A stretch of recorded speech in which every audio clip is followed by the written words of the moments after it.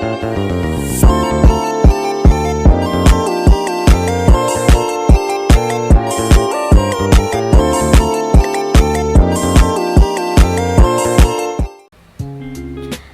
semua, kami mahasiswa dari Sekolah Tinggi Ilmu Ekonomi Indonesia Jakarta, Fakultas Ekonomi Bisnis, Program Akuntansi semester 4, kelompok 7.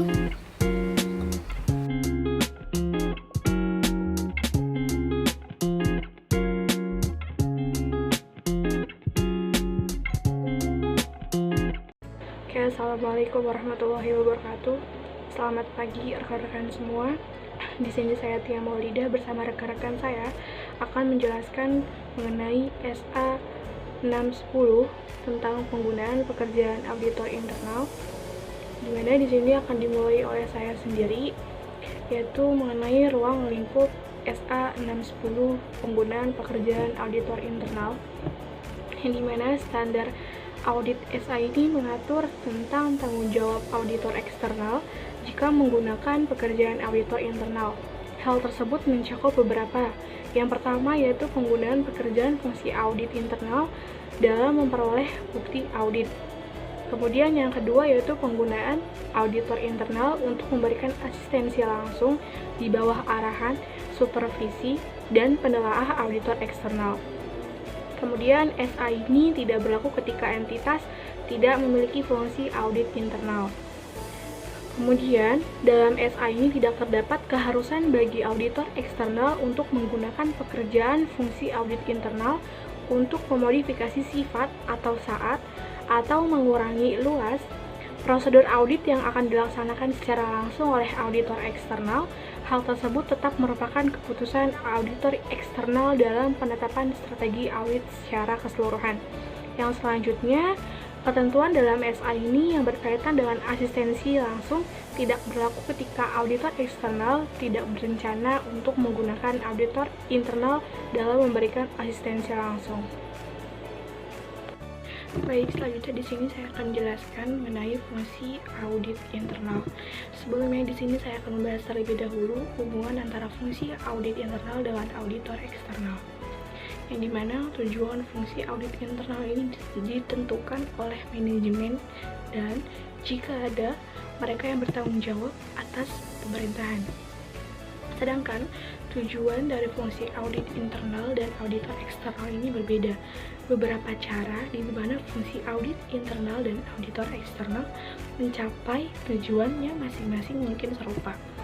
Terlepas dari tingkat otonomi dan objektivitas audit internal fungsi tersebut tidak terlepas dari entitas sebagaimana yang dipersyaratkan oleh auditor eksternal ketika mengungkapkan pendapat atas laporan keuangan. Selanjutnya di sini saya akan menjelaskan mengenai tujuan dan ruang lingkup fungsi audit internal. Ruang lingkup dan tujuan fungsi audit internal di sini biasanya mencakup aktivitas yang memberikan keyakinan konsultasi yang didesain untuk mengevaluasi dan meningkatkan keefektivitasan proses atas tata kelola entitas, manajemen risiko, dan pengendalian internal seperti berikut. Di mana yang pertama yaitu ada aktivitas yang berkaitan dengan tata kelola. Fungsi audit internal dapat menilai proses tata kelola dalam pencapaian tujuan etika dan nilai pengelolaan dan akuntabilitas kinerja, pengkomunikasian informasi resiko, dan informasi pengendalian kepada pihak-pihak yang tepat dalam organisasi, serta keefektivitasan komunikasi di antara pihak-pihak yang bertanggung jawab atas tata kelola, auditor eksternal dan auditor internal, serta manajemen.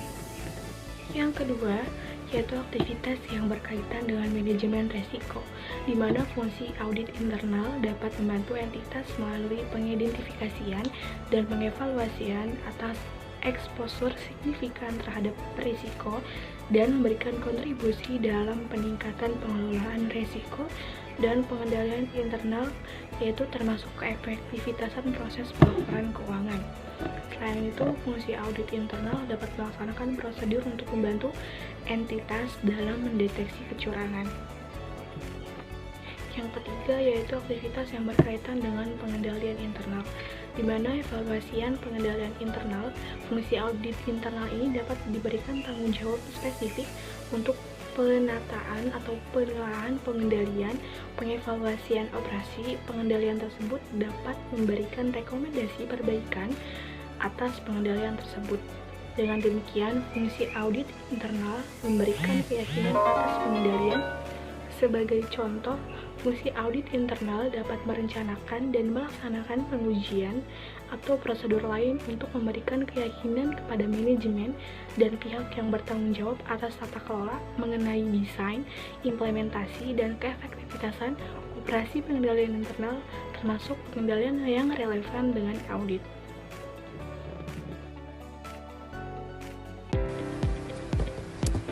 Selanjutnya yaitu tentang pengevaluasian fungsi audit internal. Auditor eksternal harus menentukan apakah pekerjaan fungsi audit internal dapat digunakan untuk tujuan audit dan dengan mengevaluasi hal-hal berikut. A. Seberapa luas status organisasi fungsi audit internal serta kebijakan dan prosedur relevan mendukung objektivitas dan tingkat kompetensi fungsi audit internal. B. Tingkat kompetensi fungsi audit internal. C. Apakah fungsi audit internal menerapkan pendekatan yang sistematis dan disiplin termasuk pengendalian mutu? Selanjutnya yaitu penggunaan pekerjaan fungsi audit internal. Ketika auditor eksternal berencana untuk menggunakan pekerjaan fungsi audit internal, auditor eksternal harus mendiskusikan rencana tersebut dengan fungsi audit internal sebagai dasar untuk berkoordinasi mengenai aktivitas masing-masing.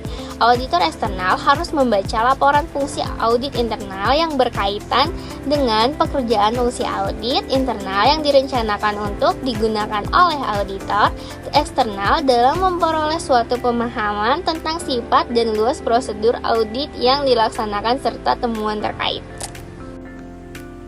Assalamualaikum warahmatullahi wabarakatuh. Perkenalkan, nama saya Fani Sirmawati. Di sini saya akan menjelaskan tentang penentuan auditor internal dapat digunakan untuk memberikan asistensi langsung, yaitu ketika peraturan perundang-undangan melarang auditor eksternal untuk menggunakan asistensi langsung dari auditor internal. Merupakan hal yang relevan bagi auditor grup untuk mempertimbangkan apakah pelarangan tersebut meluas ke auditor komponen, dan jika demikian, untuk membahas hal tersebut dalam komunikasinya kepada auditor komponen. Selanjutnya yaitu diskusi dan koordinasi dengan fungsi audit internal. Yang pertama, saat pekerjaan tersebut akan dilaksanakan. Kedua, sifat pekerjaan yang dilaksanakan. Ketiga, materialitas laporan keuangan secara keseluruhan. Yang keempat, luas cakupan audit. Yang kelima, prosedur review dan pelaporan.